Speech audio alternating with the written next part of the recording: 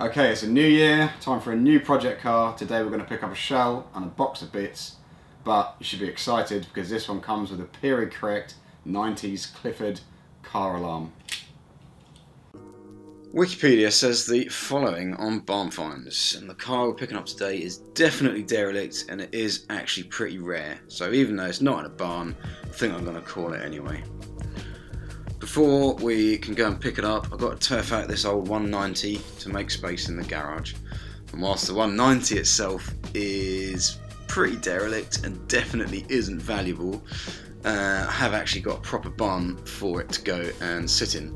So the next time we see this car, I'm going to give it the sort of big barn find dramatisation.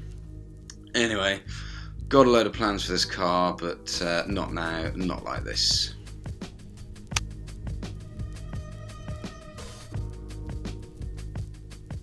Been doing a lot of Land Rover stuff on this channel to date, and whilst this new car is certainly not that, it is a 4x4. It is also black like the Land Rover, but that is where the similarities end. In fact, this new venture is a typical unfinished project, like the kind you see on eBay all the time. You know, where you literally need to pump up the tyres, and sort of source and find the engine. Anyway, difference being on this one is that I do actually know the current owner. In fact, now the 190's parked up, let's do the big pointless reveal on the new car. Drum roll please. Say pointless because the video title literally has the car's name in it several times. But yes, this is an actual Japanese Pulsar. So I bring you the 227 horsepower shopping car, aka Baby Godzilla. Oh yeah, here is what Wikipedia has to say on Pulsars. Nice. As you can see, this car has had better days, and currently whole chunks are literally missing.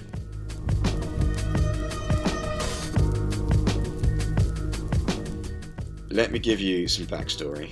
This car was doing absolutely fine until it rusted to pieces. You know, arches and all the usual places that these GTIRs like to rust out in. It was at that point that the owner at the time imported a sound shell from Japan and then proceeded to transpose the pieces from one shell to another. Have you still got the keys? Keys are in it. Shall I see if she'll go? No, not quite.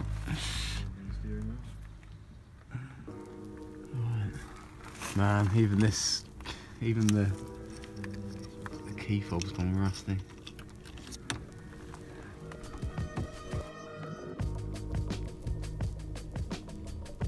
Don't know if it is just me, but I always find it really satisfying moving vehicles that have stood up for ages. It's like the first stage of bringing them back to life. All the grass that grows around them and the wheel prints where they sink into the ground. Anyway, as you can see, this car had neither of those things. Picking up this motor actually was really straightforward. It was easy to get to, no major qualms. The whole thing's pretty light because it's got no engine, but one consideration that we did luckily remember before hooning it off was that the bonnet needed to be tied down because there's no slam panel in place. What with it being the 30th anniversary of the mighty Pulsar, it seems like a fine time to get this one sorted. In theory, we do have all the stuff that we need to get this job done. The engine and the gearbox are currently a professional Japanese motor specialist, but I'll get back into the sort of plans for that later on. I've set myself a target of, let's say 2 to 3 months to get this sorted out. So in a year's time we can have a laugh and we look back and it's still not done. So join me in the next episode when I actually take stock and look at what I have won.